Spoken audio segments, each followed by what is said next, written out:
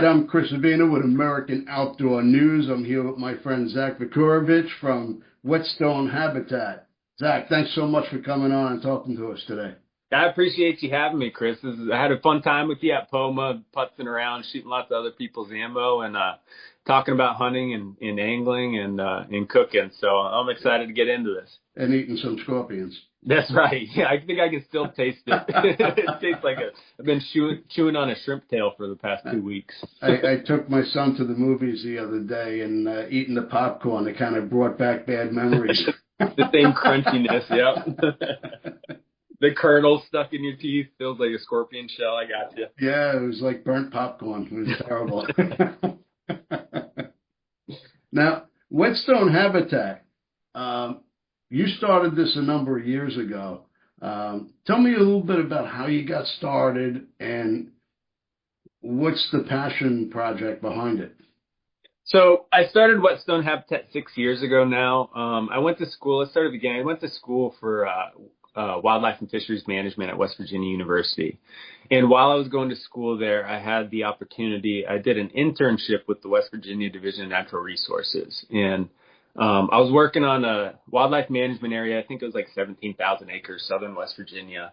But the manager I was working under, Travis, he was phenomenal. He's still an idol of mine in this space. I call him frequently to get his advice or guidance on certain things. But I really got my start there in Baileysville, West Virginia. And I remember having a conversation very vividly with Travis one day. Because at the time, I'm getting ready to graduate. You know, I got one semester left. And I'm looking at Travis, and he's living the house he's living in is paid for by the state. He's got 17,000 acres that he gets to do virtually whatever he wants habitat-wise on. And that's my big thing. I fell in love with habitat work. Just the optics, you change a landscape. It responds in a predictable manner. It's a lot faster than people want to give it credit for. I really fell in love with habitat work while I was out there. And so I remember sitting having lunch with Travis on the side of a mountain one day. And I was thinking, man, this you got it made, Travis. You know, you got no mortgage payment. You're living here. You get to do whatever you want with the habitat work. You probably know where all the best hunting spots on this WMA are, this, that, or the other. I can't wait to graduate and get a job like this. And he told me point blank, he's like, you don't want to work for the state. He's like, you can do better. And I'm like, what do you mean? I was like, this seems great. This seems like everything I ever wanted. And he's like, well, if I could do it all over again, I'd go private. I'd get into consulting. And I was like, what the heck? What does that even mean? I didn't know what habitat consulting was.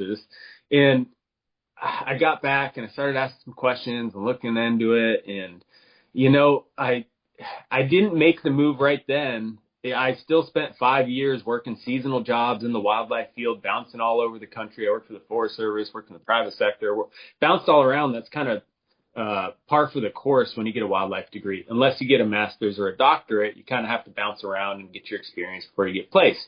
Sure. So as I was doing that, I kind of got to every job I took pretty much had to do with habitat. So I was a little picky in terms of which jobs I would take on during that time frame. But it got to the point where I started realizing that when I was working for the Forest Service, something like we're just waiting for a fire to rip through the national. I was working in New Mexico, and it was like the place needed to burn. They couldn't get the permits to do a prescribed burn, so they're just sitting on their hands, the fire team waiting for a lightning strike. And then once it happens naturally, they can go fan the flames and try to get it to take over. But then you look at after the fire goes through, and they're like, oh, there's fence damage. Oh, we have to go get 4 different surveys done before we can go rebuild that barbed wire fence. And it takes 3 years to get all the permits in place and and it's like you can't get anything done. There's so much between having an idea and getting it applied on the landscape. Yep. There's so much red tape involved. And I finally got to a point in my career where I was like, these private lands guys, these guys that dump their life savings into having a piece of property to be able to go hunt and take care of and enjoy, they don't have that red tape. You know, sometimes you get in a little bit of some rules when you get involved in these cost share programs, like through the NRCS. You can only manage certain ways, and that's in the fine print, but you're getting funding for it. So I found that if you want to have the biggest impact on the landscape, you have to work with private landowners. They're the ones that actually have the funding and can get the manpower to get this stuff done, and they're not stuck waiting, for permission to do a lot of this stuff. They finally clicked on how the states actually work. Exactly. Yeah, you want to get out of it. Now, working for myself, it does have its ups and downs. It's not a steady paycheck. It's like anything else, But, start your own business. It's great. No, it's not. It has its still benefits learning every day. You got nobody to blame but yourself if that check don't come through. That's right. Yep, it makes things a whole lot more streamlined when it comes time to point the finger. Yep. Yeah. So, Whitstone Habitat. Yeah, I mean, you're known for your commitment towards conservation. How's your mission evolved and changed over the course of time? So when I first got started, I was looking at what a lot of these other habitat consultants were doing, and a lot of the ways these people are making ends meet is they're getting in with seed companies or, blind companies, and when the handover management plan is like, hey, you do all this stuff, but while you're at it, you need to buy these seeds to put in these places. You need these stands here, here, here, and here. So they're capitalizing on the back end of the habitat work, which is fine. Yeah. But I've always kind of felt like that was a little naughty. I want people to come to me because they want the best possible habitat on the landscape. Like when I'm writing a management plan for a landowner, the very last thing that's going through my mind is what seed am I going to plant in that food plot? I'm thinking about how are the deer going to utilize the landscape? What are they lacking? What time of year do they need resources? Are we going to be hunting over this food plot, or is it just a nutrition site? There's so many things going into it. And at the end of the day, these creatures have been here for millions of years. They evolved with all our native vegetation. Most of what I do, my secret sauce is native habitat management. Get Mother Nature squared away. Get rid of all these non-natives that aren't producing results for you, and make room for all our native vegetation to come in. I'm a stickler for non-natives, for invasive species. Sure. And a lot of people, when they want bigger deer on their farm, they only want to know, hey, what can I plant in my field, and what mineral rock can I put out there that's going to grow 200-inch deer?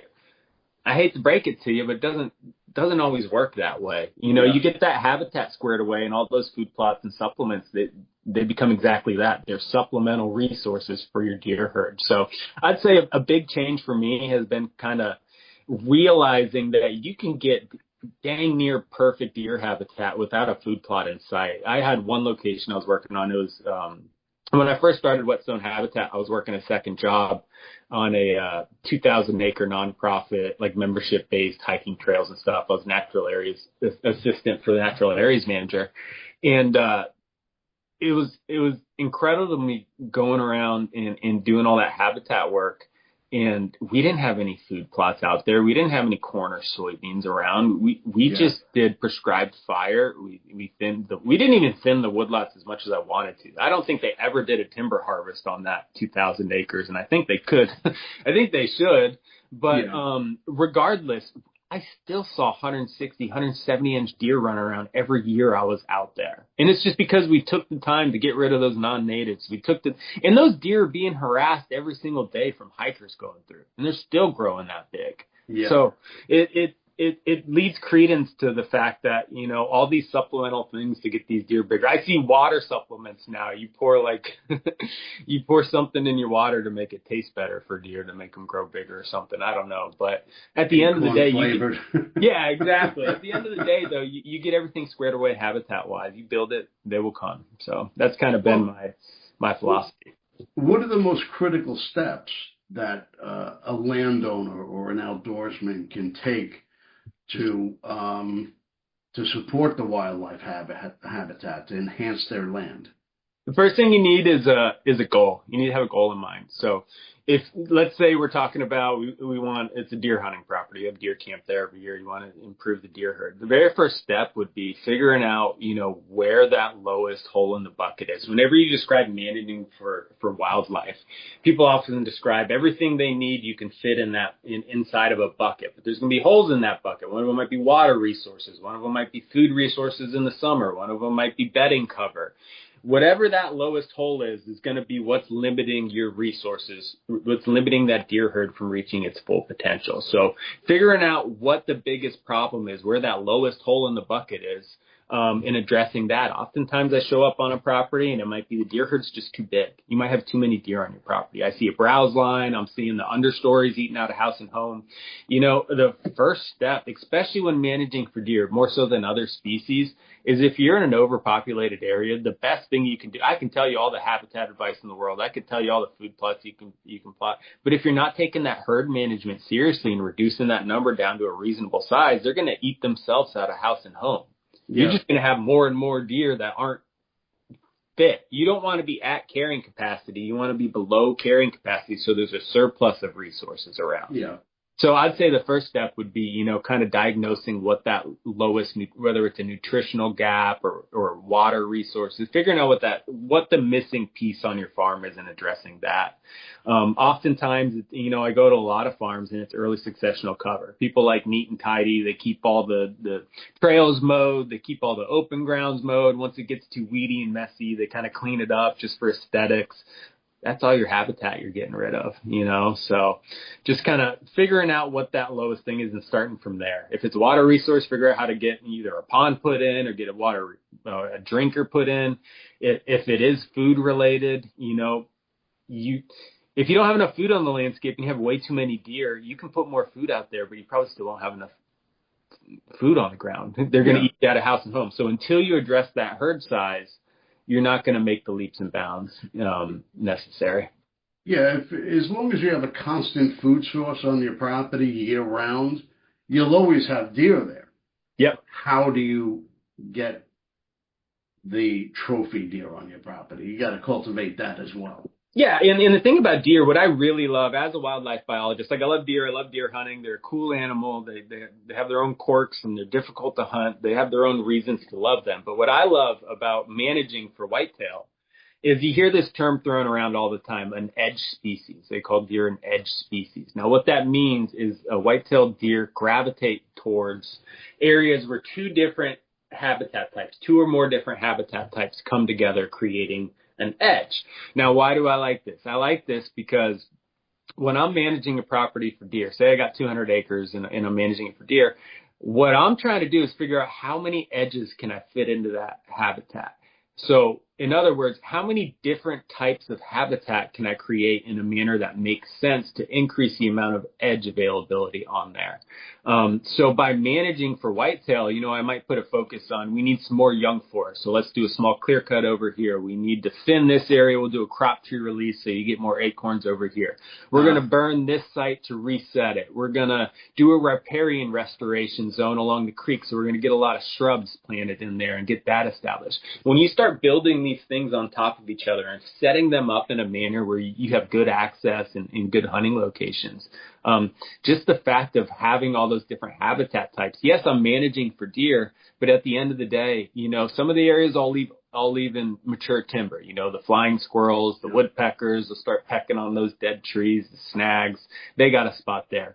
You look into the young forest habitat 2 years after you do that patch cut, and it's going to be full of songbirds in the springtime as those warblers are migrating through. You're going to see birds of all different colors utilizing that young forest habitat.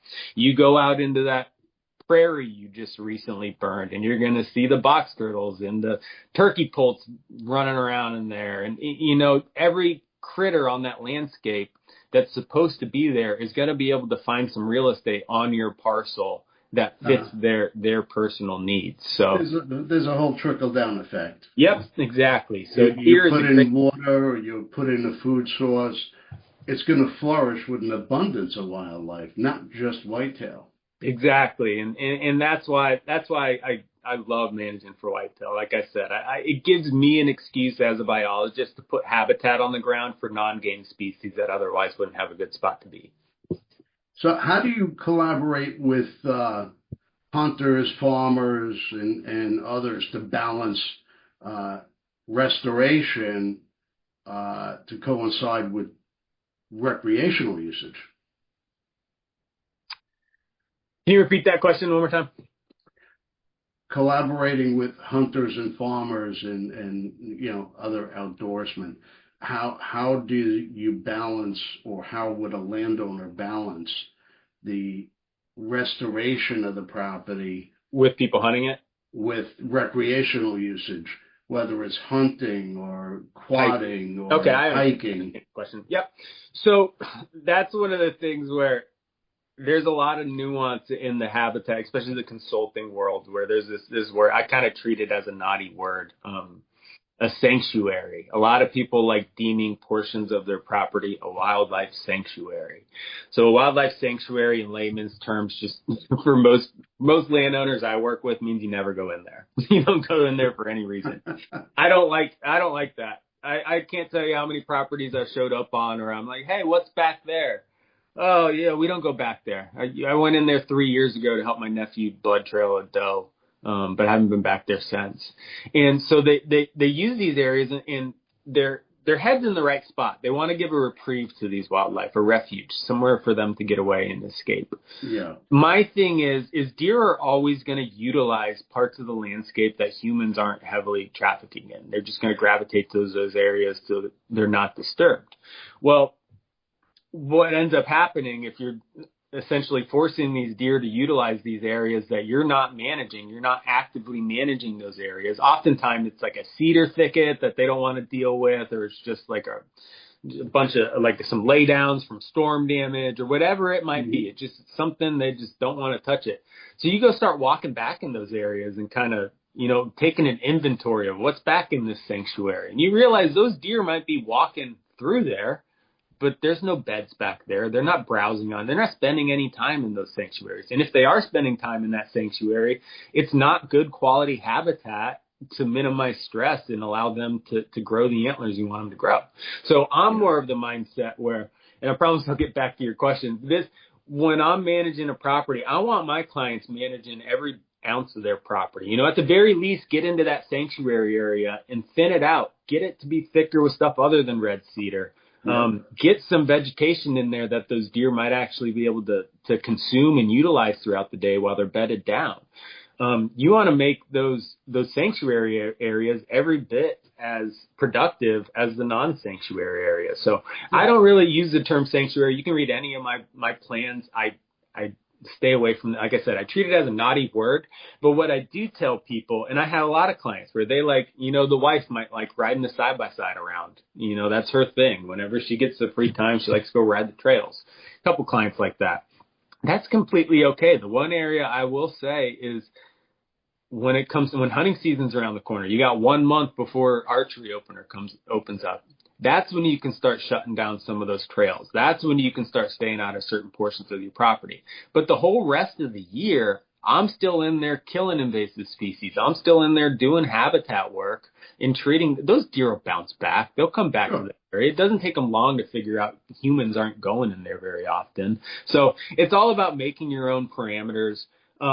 As far as the habitat work, like doing prescribed burns and all that kind of stuff, it can be a really good opportunity where if you're trying to kill two birds with one stone, say, hey, I might have deer camp coming up this fall, but I really got to get this fire done this spring.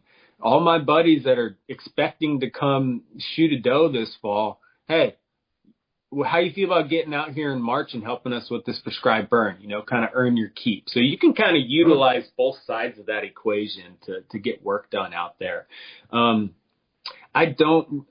Like I said, getting out there, enjoying recreating on your property. I don't want it to ever be something I don't want people to be afraid to use their properties. The whole reason you have that property is to enjoy it. And I think some people get a little too carried away with those sanctuary areas and kind of making things off limits, especially if you have kids and stuff. You're trying to get engaged in the outdoors. You don't want to tell them they can't go that side of the farm. That's conservation versus preservation. Yep. Preservation is hands off. We're letting that grow. Conservation is cultivating the property where you're getting the most use out of it and you're coinciding with the natural resources. Yep, active management. Well, how are you adapting to the current conservation climate? It's always changing. It's always evolving. How is Whitstone Habitat moving with that? So one of the things here lately I've been dealing with is funding mechanisms for cost share programs are kind of in a holding pattern with all the changes in the federal government. So that's a big one. A lot of people sitting on their hands at the moment trying to figure out if they should even apply to get these cost share programs this year or if they should hold off and wait till the dust settles and reapply next year. That's one of the major things I've been dealing with here with the current climate, what's going on, at least from the funding side. But at the end of the day, one of the things I've been trying to do just personally, whether it's through my writing or through my, social media posts or just everyday interactions with the public, I'm constantly trying to bridge that gap between, the passionate landowner, passionate hunter out there getting their hands dirty, volunteering, doing all this stuff, and the casual hiker who might be an anti-hunter or a non-hunter, but they enjoy getting out there and utilizing those same resources we do. There's a lot of common ground there. I think a lot of people like to overlook and they put up a shield or get on guard before the conversation even happens. Sure. When I'm looking at it, when I first started, and I haven't been as active on Instagram here lately, but one of the things, when I first started with POMA, that was a big takeaway, is post often on Instagram. So I started doing that.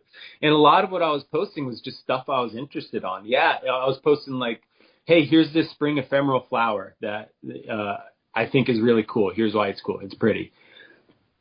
And I started getting more and more and more followers that weren't hunters.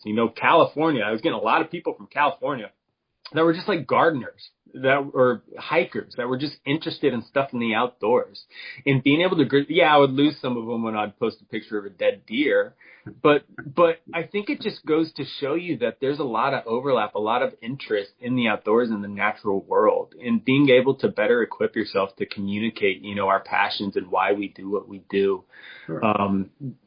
I don't think that's ever going to go out of fashion with the current state of conservation. I think we always need to be, one step ahead of the anti-hunters, and just have good arguments for ourselves, just be prepared to defend what we do if you have to. But at the end of the day, it's like we're the ones paying for most of this conservation work going on out on the landscape, and not even the public lands. I mean, I look at my private landowners, and a lot of these guys, they don't even qualify for cost share programs. They make too much money, so they're paying for all of this work out of pocket. And then you look at the other side of the coin, and what are they doing? They're out getting signatures to ban hunting seasons. Yeah. We're not the same. No, I mean, just the money we generate through the Pittman-Robertson Act is billions of dollars that go directly into conservation. Their money goes into hate campaigns. I know. I wish every single item in REI was taxed with PR. I was at REI. A whole lot more revenue for it. Then again, it would give them a seat at the table. I don't know if I want. So you got a lot of things going on as well. I mean, you are days away from getting your real estate license, which will really coincide with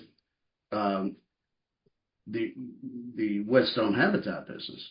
Yeah, I'm super excited about that. Thank you for bringing it up. I got all my documents submitted, so I'm kind of sitting on my hands waiting for the license to go up on the wall. But it should be any day now, and I'm super excited. I'm stoked to work with the company I'm working with, Tut Land Company. They go out of their way to work land guys. They hire they have multiple wildlife biologists on staff. They have a bunch of people from the timber industry. They have people from the poultry farm industry. They find land people that know land and they help connect them with clients that are looking to build something. So I've been thinking about doing this for a long time. Even before I graduated college, my dad had dropped the idea of getting my real estate license because he thought it might be a good fit.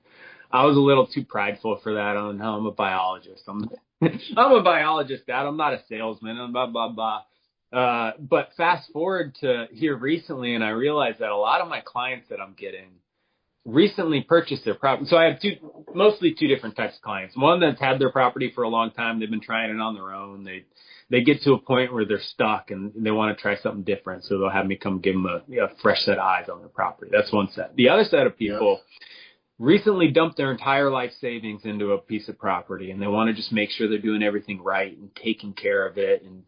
And I realized that I'm missing the boat. You know, it's the same exact clientele from my habitat business as will be with Tut Land Company.